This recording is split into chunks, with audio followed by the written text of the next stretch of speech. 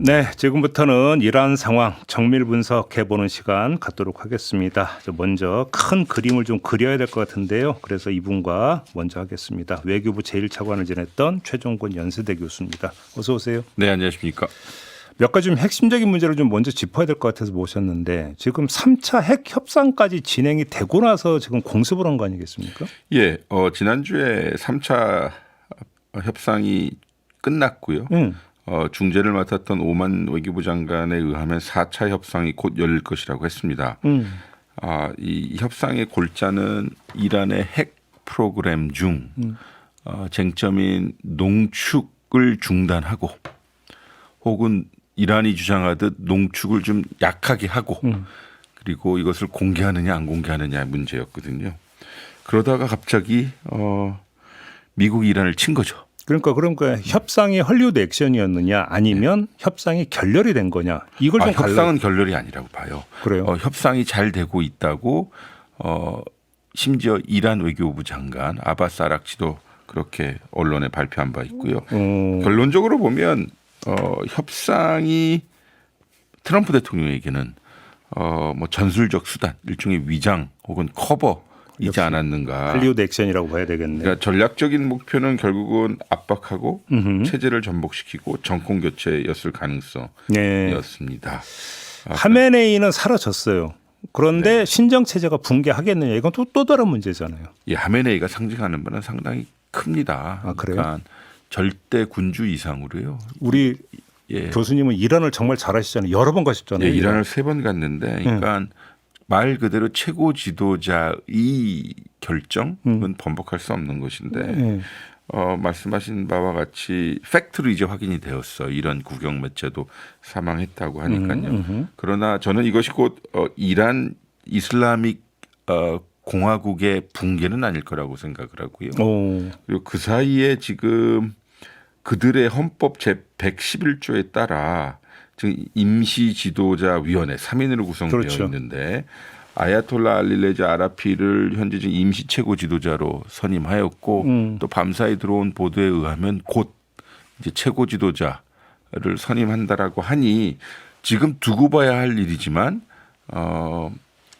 카메네이가 죽었다고 해서 이게 바로 이슬람익 공화국의 붕괴는 아닐 거다라고 생각합니다. 최대한 빠른 시간 안에 후계자를 세운다 하더라도 하메네이가 누렸던 그 지위와 위상과 파워를 그대로 행사하기 어렵다고 봐야 되는 거 아닌가요? 뭐 지금 평상시 같았다면 하메네이의 연령이 80세 이상이었기 때문에 자연사했다 하더라도 어느 정도 이 권력의 공고화는 필요하겠죠. 1인의 독재 처제의 정치제를 보면 그를 둘러싼 군부 그다음에 정치체제 정당이건데 여전히 이란에 있어서는 최고 지도자 체제를 일종의 서포트하는 혁명군 세력이 혁명수비대 혁명 세력이 워낙 세기 때문에요. 그렇죠. 게다가 물론 이란 국민들의 반체제적 정서와 그리고 이런저런 불만들이 있다 하더라도 이것이 얼마만큼 정치 조직화되느냐의 문제가 있어서 그렇죠.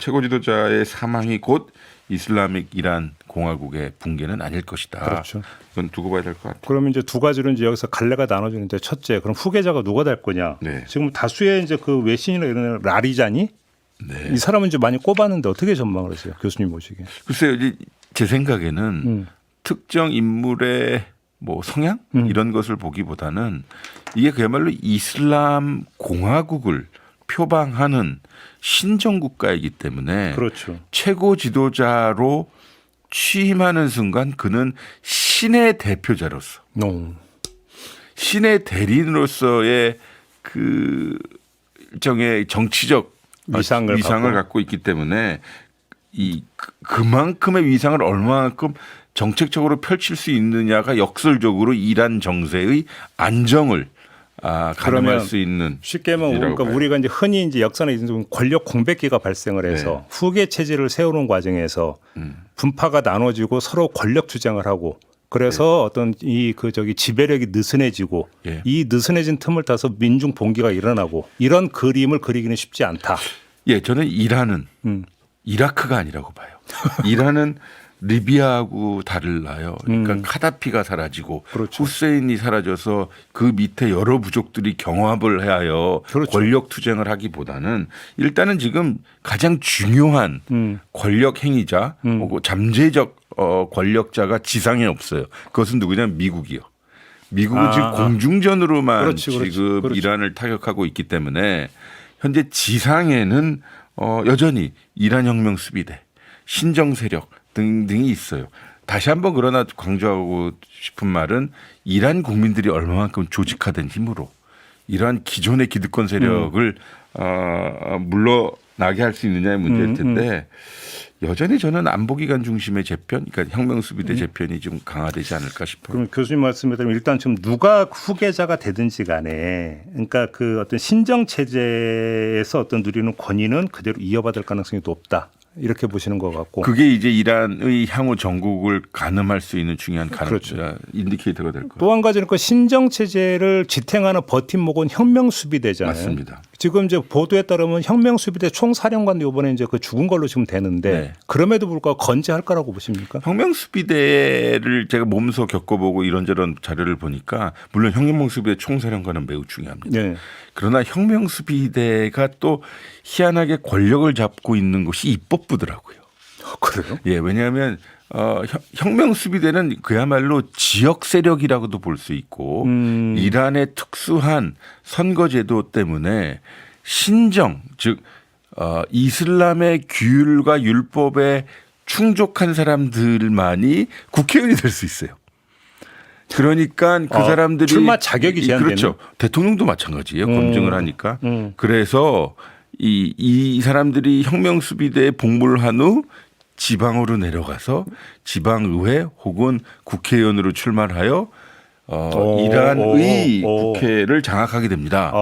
그래서 이를테면 우리 개념으로 치면 사단장했던 사람들이 우리의 국방위 위원을 한다든지 뭐 이렇게 되는 거죠. 예. 실제로 그들이 이란의 입법부를 장악하고 있는 상황이고 예. 행정부보다 더 큰 규모의 이란 혁명 수비대와 군 세력을 유지하고 있기 때문에 수익 사업도 많이 온다. 예. 그러니까 이런저런 국가의 기반은 여전히 있어서 물론 그들의 수뇌부가 좀 큰 타격을 받지만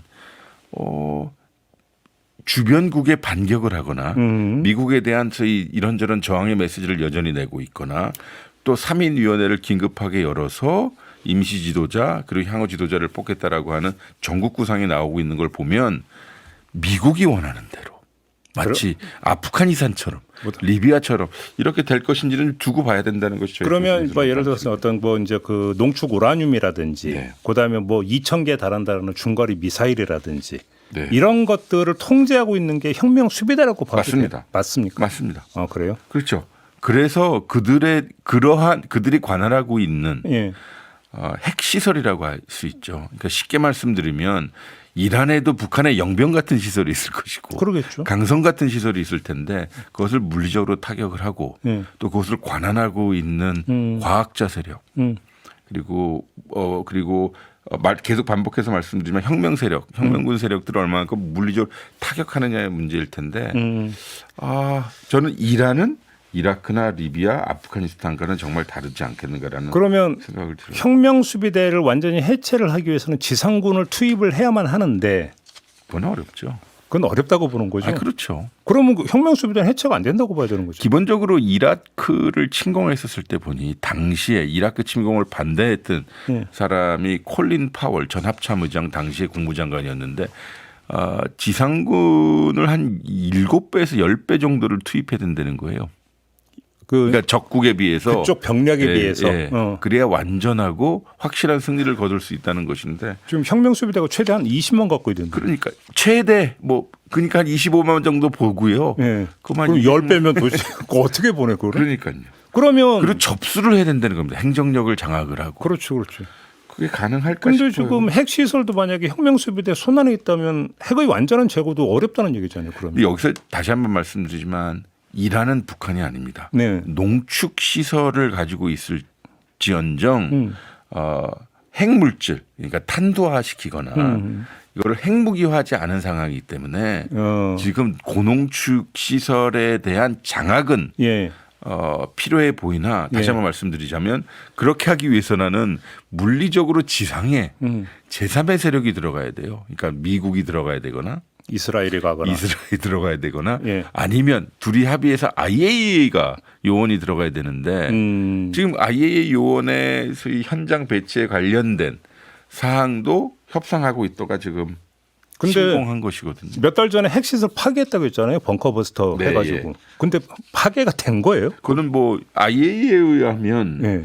현재까지는 방사는 그때도 마찬가지고요. 지금도 마찬가지인데 방사능 누출 징후는 없다고 하니 어허. 그들의 인공위성 자산을 통해서요. 예. 어떻게 보면 지하 깊숙이 있어서 뭐 돌아가지 않겠느냐라는 것이 전반적인 시각인 것 같아요. 그래요.